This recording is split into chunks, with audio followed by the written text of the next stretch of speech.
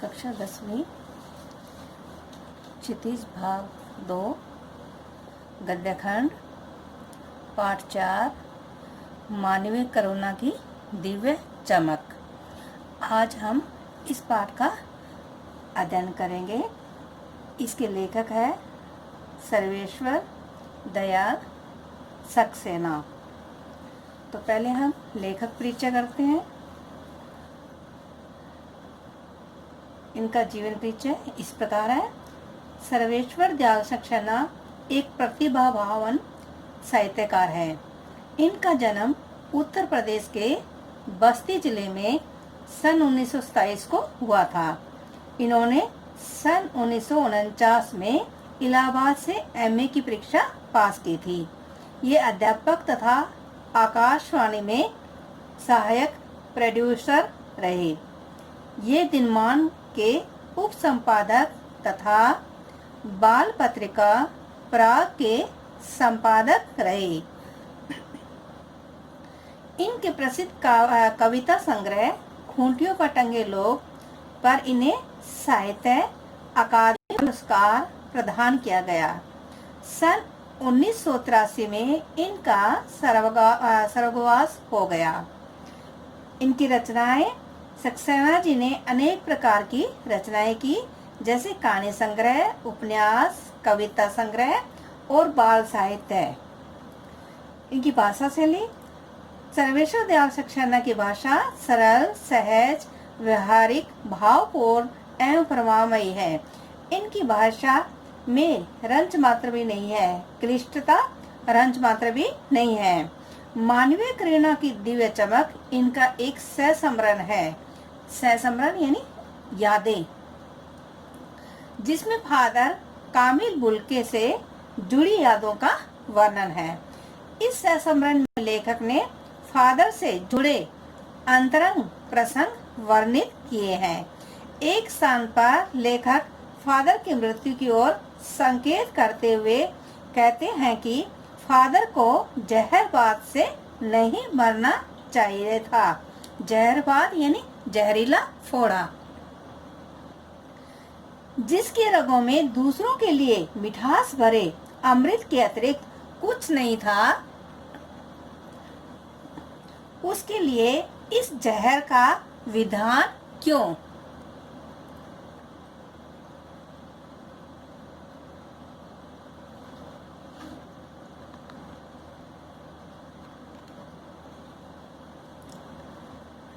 लेखक ने अपने इस संस्मरण में तत्सम, विदेशी एवं देशी शब्दों का प्रचुर मात्रा में प्रयोग किया है। उदाहरण के लिए देखिए, फादर को याद करना एक उदास शांत संगीत सुनने जैसा है। उनको देखना करुणा के निर्मल जल में स्नान करने जैसा है तथा उनसे बातें करना कर्म के संकल्प से भरना है। मानवीय करुणा की दिव्य चमक यहाँ फादर कामिल बुल्के के बारे में लिखा एक सहसमरण है। सहसमरण समृद्धियों से बनता है तथा समृद्धियाँ विश्वसनीय होनी चाहिए। फादर कामिल बुल्के का जन्म बेल्जियम के रेप्सचेपल नगर में हुआ था। इस नगर को गिरजाघरों, पादरियों और धर्म गुरुओं का शहर कहा जाता है। इंजीनियरिंग की आखिरी साल की पढ़ाई करते समय फादर का मन पादरी बनने को हुआ। इसके बाद उन्होंने भारत को अपना कर्म क्षेत्र बनाया। भारत आकर फादर बुल्के पूरी तरह भारतीयता के रंग में रंग गए। वह सन्यासी का संकल्प लेकर सन्यासी तो बन गए, परंतु मन से सन्यासी नहीं बन सके। उन्होंने लोगों से संबंध बनाए तथा उनका निर्वाह भी किया। फादर के मन में सभी के प्रति अपार करुणा थी। उन्होंने भारत के लोगों तथा हिंदी भाषा की अपार सेवा की। लेखक के फादर से अंतरंग संबंध थे, यानी निजी। लेखक का विश्वास है कि जब तक राम कथा रहेगी, संत फादर बुल्के को भी बुलाया नहीं जा सकता। फादर का बाहरी व्यक्तित्व बड़ा आकर्षक था। उनका कद लंबा था। वे ईसाई पादरियों के समान पूरे शरीर को ढकने वाला चोगा पहनते थे। उनका रंग गोरा, दाढ़ी सफेद, झलक लिए भूरे रंग की थी। उनकी नीली आंखों में सामने स्थित व्यक्ति को बाहों में भरकर गले लगाने की आतुरता झलकती थी। इस प्रकार फादर का व्यक्तित्व संपर्क में आने वाले हर व्यक्ति को श्रद्धा से भर देता था। फादर का हर परिचित को अनौपचारिक ममता और स्नेह से गले लगाना उनकी ऐसी विशेषता है जो मुझे बहुत प्रभावित करती है। यानी लेखक कह रहा है कि ये बातें मुझे काफी है वो प्रभावित कर देती है। लगता है फादर ने हमें सन्यासी की सही भूमिका से परिचित कराया है। यानी इनका मतलब, कहने का मतलब है कि सन्यासी होता है वो गृहस्थ को त्याग देता है, उससे गृहस्थ से कोई मतलब नहीं होता। लेकिन फादर ऐसे सन्यासी से थे जो गृहस्थ त्यागने के बाद में भी लोगों से मिलते जुलते थे। उनका व्यक्तित्व वो संपर्क लोगों से रहता था। फादर का हर परिचय कहा जाता है कि मनुष्य जैसे कर्म करता है वैसे ही फल प्राप्त होता है, परंतु यह नियम फादर बुल्के के प्रसंग में सही सिद्ध नहीं हुआ, क्योंकि फादर है वो सबसे प्रेम करते थे, प्रेम से मिलते थे, स्नेह रखते थे, छोटों के साथ छोटों के जैसा व्यवहार करते थे। लेकिन यहाँ लेखक कहता है कि कहा जाता है कि मनुष्य जैसे कर्म करता है वैसे फल मिलता है, प्राप्त होता है, परंतु यह नियम फादर बुल्के के साथ नहीं हुआ, क्योंकि उन्होंने हमेशा अमृत ही बांटा था। लेकिन उनकी मृत्यु है वो जहरबाद यानी जहरीले फोड़े के कारण हुई थी।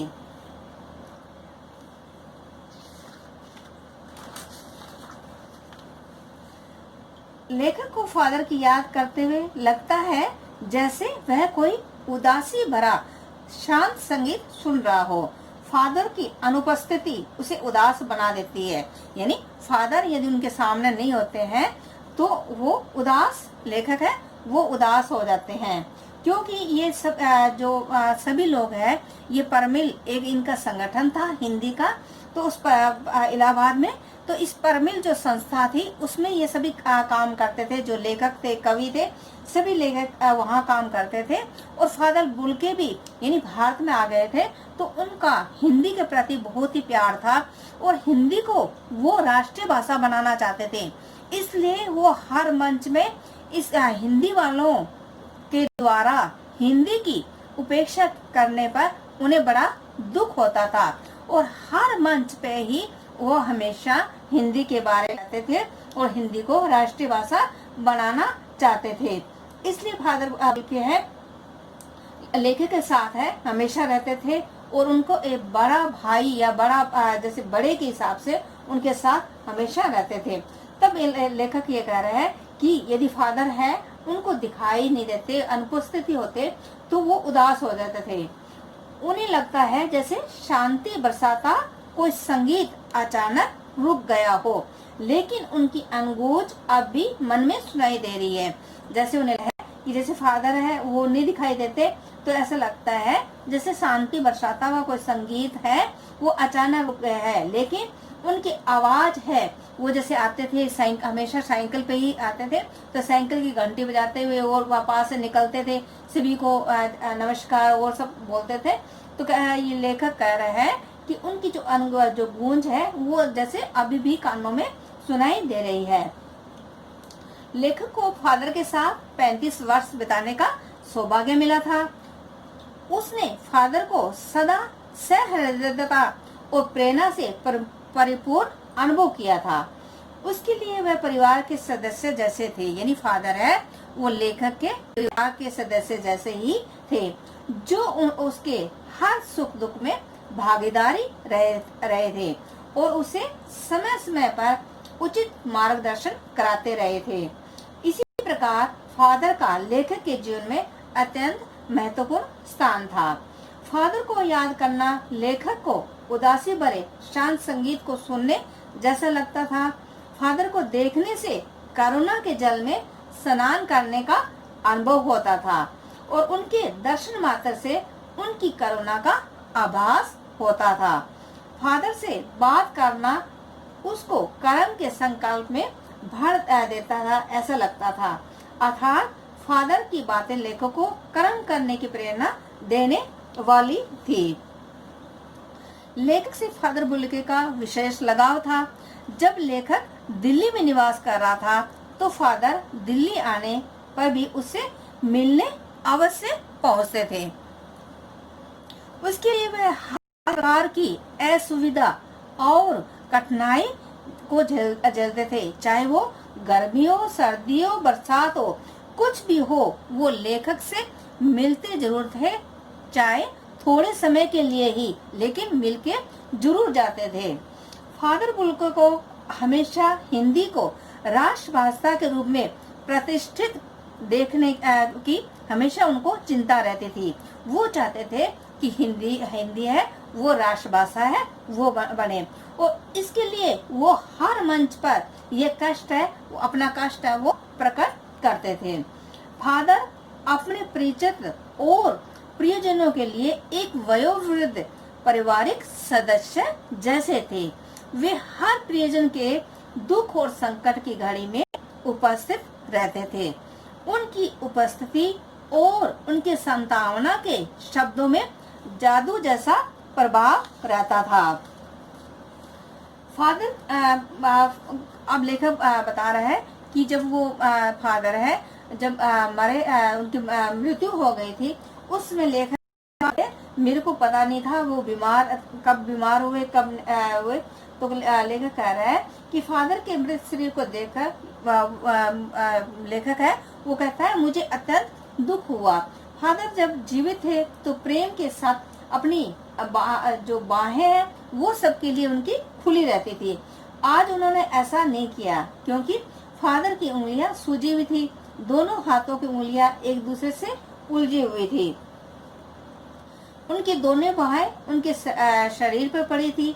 फादर को इस अवस्था में देखकर लेखक है वो अत्यंत व्याकुल हो गए, क्योंकि उनकी बाहें तो हमेशा प्यार के लिए यानी स्नेह के लिए थे, प्रेम के लिए थे, हमेशा उनकी बाहें वो खुली रहती थी। फादर के शव को दिल्ली से में कश्मीरी के निकलसन कब्रिस्तान में ले जाया गया था। वहाँ कब्रिस्तान के अंतिम छोर पर एक कब्र खोदकर पहले से तैयार रखी हुई थी। उसे पेड़ों की घनी छाया में उस कब्रिस्तान में फादर को दफनाया गया था। आज वह नहीं है, लेखक कह रहा है कि आज वह नहीं है, लेकिन फादर कामिल बुल्के के बारे में बताया है कि फादर बीमार थे, वह दिल्ली में रहे, परंतु लेखक को उसकी बीमारी का पता नहीं लगा। बीमारी से फादर का निधन हो गया। लेकिन लेकिन लेखक है वो कह रहा है फादर है वो आज भी जीवित है। ने फादर बुल्के को एक छायादार फल फूल तथा सुगंध से युक्त वृक्ष माना है।